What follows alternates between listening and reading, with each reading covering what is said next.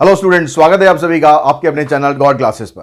तो आज की इस वीडियो में के अंदर मैं आपको बताने वाला हूं लीनियर प्रोग्रामिंग प्रॉब्लम्स के बारे में कि इस चैप्टर की आप तैयारी कैसे करें, किस तरीके से करें कि ताकि इसके जितने भी मार्क्स हैं, कितने मार्क्स हैं इसके मार्क्स हैं हमारे पास 8 मार्क्स। ठीक है, चेक कर लेते हैं एक बार जी। 8 मार्क्स का टॉपिक है पूरा और इसके जो 8 मार्क्स हैं लेने कोई ऐसा बहुत मुश्किल नहीं है। ठीक है, बहुत आसान है। इसके अंदर जो 8 मार्क्स आपके पास है ना, उसको लेना बहुत आसान है। बस थोड़ा सा प्रैक्टिस की ज़रूरत है, थोड़ा प्रैक्टिस की ज़रूरत है, थोड़ा स्टेटमेंट्स को समझने की ज़रूरत है कि आपको स्टेटमेंट से किस तरह से इसके कंस्ट्रेंट्स डेवलप करने हैं। अगर वो चीज़ आप सीख गए, उसके बाद एक ग्राफिकल सॉल्यूशन करना है। और ग्राफिकल सॉल्यूशन जब हम करेंगे तो उसके अंदर 2 मेथड्स आपको यूज़ करने हैं। या तो आप कॉर्नर पॉइंट मेथड यूज़ करेंगे या ISO profit and cost method use करेंगे। और दोनों मेथड ऐसा नहीं, हाँ कैलकुलेशन है, थोड़ा कैलकुलेशन है, लेकिन ऐसा नहीं है कि बहुत मुश्किल है। बहुत आसान मेथड्स हैं। अगर आपने वीडियोस अगर देखे होंगे तो आपको आता होगा, अगर नहीं देखे होंगे तो मैं आपको प्लेलिस्ट दिखा दूंगा, वहाँ पर जाके आप उसको देख लेना, समझ लेना। जो एलपीपी की वीडियोस हैं, इस साल मैंने नए वीडियोस प्रिपेयर नहीं करे। इस साल नए वीडियो से मैंने आईएसओ प्रॉफिट एंड कॉस्ट का प्रिपेयर किया है, क्योंकि लास्ट ईयर वो डिलीटेड था, तो वो मैंने आपको प्रोवाइड कर दिया। बाकी जो लास्ट ईयर की वीडियोस हैं वो प्लेलिस्ट के अंदर इंक्लूड है, वो भी हम देख लेंगे। ठीक है, तो आप वहाँ से अपनी प्रिपरेशन पूरी कर सकते हैं। इसके लिए नई वीडियोज़ का वेट मत कीजिए कि भाई एलपीपी के नए वीडियोज़ आएंगे। तो क्या क्या इसके अंदर है, देखिए। अब जैसे यहाँ पर 8 मार्क्स का है तो सिलेबस को डिटेल में एक बार पढ़ लेते हैं, फिर उसके बाद देखते हैं भाई क्या क्या यहाँ पर दिया हुआ है। सबसे पहला जो टॉपिक है इसके अंदर कहता है need for framing linear programming problem. यानी आपको फ्रेमिंग करना आना चाहिए, फॉर्मुलेशन करना आना चाहिए कि किस तरह से आपको एलपीपी प्रॉब्लम बनानी है। Definition of decision variable, constraints, objective functions, optimisation and non negative conditions.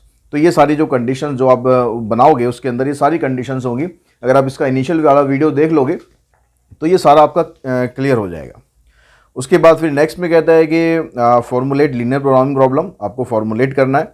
उसमें ऑब्जेक्टिव फंक्शन आपको आइडेंटिफाई करना है। ठीक है, डिसीजन वेरिएबल्स जो एक्स वाई आप लेते हैं, identify the set of problem constraints, जो कंस्ट्रेंट्स आप बनाएंगे, express the problem in term of in equations.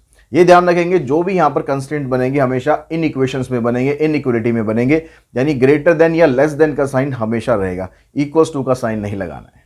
ठीक है, identify and formulate different types of LPP. ठीक है, अलग अलग टाइप की, जैसे डाइट प्रॉब्लम दे रखी है इसने, ट्रांसपोर्टेशन प्रॉब्लम दे रखी है, मैन्युफैक्चरिंग प्रॉब्लम भी दे रखी है आपको सिलेबस में। फिर उसका ग्राफ हमें ड्रॉ करना है using corner point method for the optimal solution of LPP, ISO cost और ISO profit method. Definition and example to explain the terms, problem based on optimisation, example of finding the solution by graphical method. तो कुल मिला के जो आपको syllabus में दिया हुआ है ना, वो सारा का सारा आपको एमएल अग्रवाल में सारा का सारा मिल जाएगा। तो एक्सरसाइज जब आप 15.1 करोगे तो उसमें आपको फॉर्मेशन करनी है एलपीपी की, और जब आप एक्सरसाइज 15.2 करोगे तो उसके अंदर आप जो स्टार्टिंग के 8 क्वेश्चंस है उसमें ऑलरेडी आपको कंस्ट्रेंट्स फ्रेम करके दे रखे हैं, आपको सिर्फ सॉल्व करना है। उसके बाद 9th क्वेश्चन से स्टार्ट हो गए, जो कॉर्नर पॉइंट मेथड है उसका यूज़ करके उनका सॉल्यूशन किया गया है। और उसके बाद जो 15.3 है उसके अंदर ISO profit and cost method है। अब इसके अंदर क्या हम कुछ छोड़ सकते हैं, क्या अपना काम थोड़ा ईजी कर सकते हैं? हाँ, डेफिनेटली आप क्या कर सकते हो, आप 15.1 में टाइम वेस्ट मत करो, क्योंकि इसके जो क्वेश्चंस हैं वो आपको 15.2 में भी मिल जाएंगे या इसके एग्जांपल्स में मिल जाएंगे। रिपीट मतलब हो रहे हैं क्वेश्चन, क्योंकि यहाँ पर आपको सिर्फ फॉर्मेशन करना है, यहाँ पर सॉल्यूशन भी करना है। तो यहाँ पर जो क्वेश्चन आपको मिलेंगे तो फॉर्मेशन करने के बाद फिर आपको सॉल्यूशन भी करना है, दोनों काम करने हैं। ऐसे जब आप 15.2 करेंगे तो जो स्टार्टिंग के 8 क्वेश्चन है वो आप स्किप कर सकते हैं, क्योंकि उसमें ऑलरेडी बने बनाए आपको कंस्ट्रेंट्स दे रखे हैं, आपको सिर्फ सॉल्व करना है। तो सॉल्व तो आप यहाँ पर भी करोगे, सॉल्व आप यहाँ पर भी करोगे। यानी आपको क्वेश्चन नंबर 9 से यहाँ पर स्टार्ट कर लेना चाहिए प्रैक्टिस करना। 9 से लेकर 25 तक क्वेश्चन है। ठीक है, उसके बाद फिर इसके एग्जाम्पल्स कर लेना, काफ़ी एग्जाम्पल्स दे रखे हैं, इसके एग्जाम्पल्स कर लोगे, एक्सरसाइज कर लोगे, इनफ है। इसके अलावा और कुछ करने की ज़रूरत है नहीं इसमें से। सीबीएसई हैंडबुक के भी कुछ एग्जाम्पल्स इसके अंदर दे रखे हैं, तो ऐसा नहीं कि आपको सीबीएसई हैंडबुक के लिए अलग से कुछ करना पड़ेगा। अलग से जो 1-2 क्वेश्चन है उसके अंदर असाइनमेंट प्रॉब्लम्स, वो भी मैंने सीबीएसई हैंडबुक की वीडियोस बना रखी है, उसमें से आपको मिल जाएगा। ठीक है, वो असाइनमेंट प्रॉब्लम ही उसमें डिफरेंट है, बाकी सब कुछ सेम है। 15.3 ISO profit and cost method, 4 question दे रखे हैं गिनती के और 2 एग्जाम्पल दे रखे हैं, यानी 6 क्वेश्चन करोगे। इन 6 क्वेश्चन करने के बाद आईएसओ प्रॉफिट और आईएसओ कॉस्ट दोनों मेथड आपके क्लियर हो जाएंगे, किस तरीके से आपको सॉल्व करने हैं। तो इनको आप सॉल्व करेंगे। बस इनमें ध्यान रखना है कि जब आप ग्राफिकल सॉल्यूशन करोगे, जो फॉर्मेशन से स्टार्टिंग होगा काम, दोनों मेथड के अंदर फॉर्मेशन से स्टार्ट होगा और जब आप फॉर्मेशन पूरा कर दोगे, शेडिड पोर्शन निकाल दोगे, शेडिड पोर्शन निकालने के बाद डिफरेंट होता है मेथड, फिर या तो कॉर्नर पॉइंट या फिर आईएसओ प्रॉफिट। उससे पहले का काम बिल्कुल दोनों में सेम होता है, यानी फॉर्मेशन कैसे करनी है, स्टेटमेंट्स को रीड कर करके फॉर्मेशन कैसे करनी है, उसके बाद ग्राफ कैसे बनाना है, ग्राफ करने के बाद शेड कैसे करना है, ये सारा काम दोनों के अंदर आपको करना ही है। जब आप ग्राफ बनाते हो तो ग्राफ में जो लाइंस हम ड्रॉ करेंगे, जो इक्वेशंस इन इक्वेशंस होती हैं, इनइक्वालिटीज होती हैं, लेकिन जब ग्राफ में आप लाइन ड्रॉ करते हो, सपोज ऐसे आता है कि x + y > 10, अब आप ये इनइक्वालिटी आपने बना दी, ठीक है, लेकिन जब आप इसको उसमें ग्राफ में दिखाओगे तो ग्राफ में आपको लिखना है x + y = 10, क्योंकि आप जो लाइन ड्रॉ करते हो वो इक्वल्स टू की लाइन होती है, वो ग्रेटर या लेस की लाइन नहीं होती है। तो बहुत से बच्चे यहाँ गड़बड़ कर देते हैं। जब भी आप ग्राफ बनाओगे, चाहे ये मेथड कर रहे हो चाहे ये मेथड कर रहे हो, आपने ग्राफ बनाया, आपने कोई लाइन ड्रॉ कर दी, जो भी लाइन है आप इस लाइन की इक्वेशन लिखेंगे x + y, यहाँ इक्वल्स टू आना चाहिए, कुछ भी दे रखा होगा यहाँ इक्वल्स टू आपको लगाना है, क्योंकि लाइन आप इक्वल्स टू की ड्रॉ कर रहे हो। जब आप ग्राफ बनाओगे तो प्रॉपर एरोज वगैरह लगाएं ताकि नंबर कटने का कोई चांस ना रहे, और जो भी इसके पॉइंट्स आपने यूज़ करें वो पॉइंट्स आप यहाँ पर अपने दिखाएं। टेबल बना के दिखाने की ज़रूरत है नहीं, वो वीडियोस में मैंने अच्छी तरह आपको बताया हुआ कैसे सॉल्व करना है। आपको ये पॉइंट्स जो आपने पॉइंट लिए हैं, वो 2 पॉइंट आप चाहे वर्बली लिए हों कैसे भी लिए हों, वो पॉइंट आप यहाँ पर शो करो, ठीक है। उसके अलावा जो और लाइन आएगी, मान लो ये लाइन आ रही है, इसका इंटरसेक्टिंग पॉइंट है, ये आप शो करो। इंटरसेक्टिंग पॉइंट आप कैसे निकाल रहे हो कैसे नहीं निकाल रहे हो डजेंट मैटर, आप ऑब्जर्वेशन से निकाल रहे हो, आप ग्राफ की हेल्प से निकाल रहे हो, ठीक है, आप गेस करके निकाल रहे हो, डजेंट मैटर, आपका आंसर सही होना चाहिए, आपका इंटरसेक्शन पॉइंट सही होना चाहिए, ठीक है। लेकिन जो भी इन इक्वेशंस बनेंगी उनसे वेरीफाई जरूर कर लेना है कि ये जो पॉइंट आपने निकाला है, अगर ऑब्जर्वेशन से या ग्राफिकल सॉल्व से निकाल रहे हो कि ग्राफ को देख के भाई ये पॉइंट x की वैल्यू 1 है, y की वैल्यू 2 है, ऐसे निकाल रहे हो, तो उसको हमेशा चेक जरूर कर लेना है इन इक्वेशंस में डाल के कि ये आपका जो सॉल्यूशन है वो सही इसको मतलब एग्जिस्ट करता है या नहीं करता है। कहीं ऐसा नहीं कि भाई आपने यहाँ पर कुछ गलत ले लिया हो, क्योंकि कई बार थोड़ा बहुत कई जब स्पेशली जब वैल्यू फ्रैक्शन में होती है तो वो गलती की चांस बढ़ जाते हैं, तो इसलिए आप हमेशा उसको चेक जरूर कर लेना। उसके अलावा जब इसमें अनबाउंडेड डिवीजन आप बनाओगे, अनबाउंडेड डिवीजन ड्रॉ करने के बाद आपको एक इनइक्वालिटी की लाइन और ड्रॉ करनी होती है, उसका भी जरूर ध्यान रखना है, क्योंकि सब कुछ सॉल्यूशन हो जाता है बाउंडेड डिवीजन में, आपने कॉर्नर पॉइंट लगा दिया, सॉल्व कर दिया।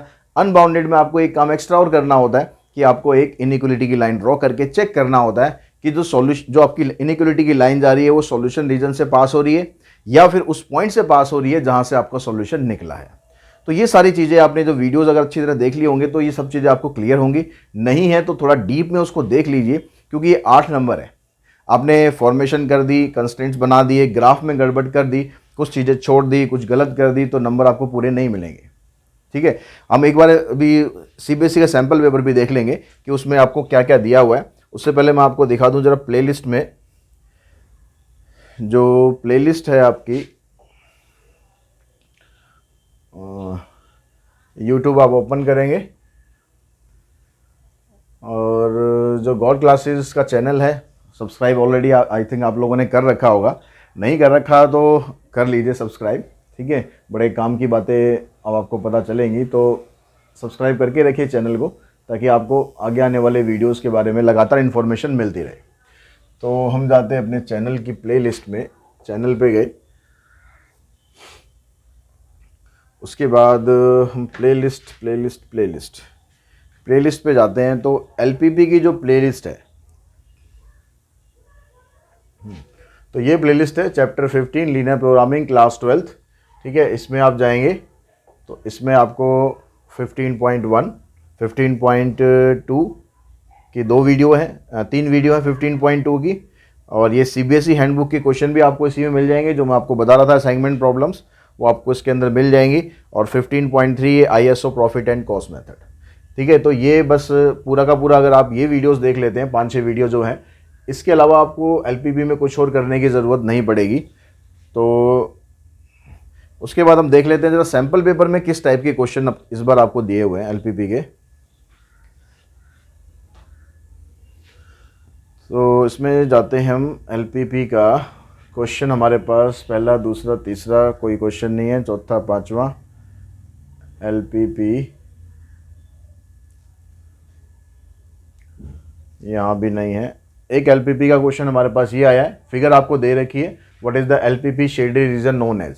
जो शेडेड रीजन होता है एलपीपी में उसको हम क्या बोलते हैं, ठीक है, उसको हम फिजिबल रीजन बोलते हैं, फिजिबल रीजन, ठीक है। और इसके अलावा क्वेश्चन और कौन सा है इसमें से, सेक्शन बी में 8 मार्क्स का है, 1 मार्क्स का तो हमारा हो गया, ठीक है, 8 मार्क्स का है। तो उसके बाद हम ये आ गया यहाँ पर क्वेश्चन नंबर 23 कि एक बुक पब्लिशर है, वो हार्ड कवर एडिशन बुक कितने में बेचता है, पेपर बैक एडिशन इतने में बेचता है, उसके अलावा उसको फिक्स कोई वीकली कॉस्ट होती है। तो यहाँ से आपको फॉर्मुलेट करना है, ठीक है। ये कह रहा है कि formulate the LPP problem to maximise the publisher profit. अगर ये सिर्फ बोल रहा है कि फॉर्मुलेट करना है तो आपको सॉल्व नहीं करना है, आपको सिर्फ कंस्ट्रेंट्स बनाने हैं, इनइक्वालिटीज बनानी है, ऑब्जेक्टिव फंक्शन बनाना है, ठीक है। और जो कंस्ट्रेंट्स होंगे वो जरूर बनाने हैं। कंस्ट्रेंट जब आप बनाते हैं तो एक x ग्रेटर देन 0 और y ग्रेटर देन 0 वो कंस्ट्रेंट आप जरूर लिखें। कई बार वो क्वेश्चन में स्पेसिफाई नहीं होता है। अगर स्पेसिफाई है कि x की वैल्यू एटलीस्ट इतनी होनी चाहिए तो ठीक है, नहीं दिया हुआ कुछ तो x greater than 0 y greater than 0 ये जरूर आपको लिखना है। तो एक क्वेश्चन हमारे पास सेक्शन बी में आ गया, यानी 3 नंबर के क्वेश्चन तो यहाँ तक हो गए। एक 5 नंबर का क्वेश्चन होगा क्या,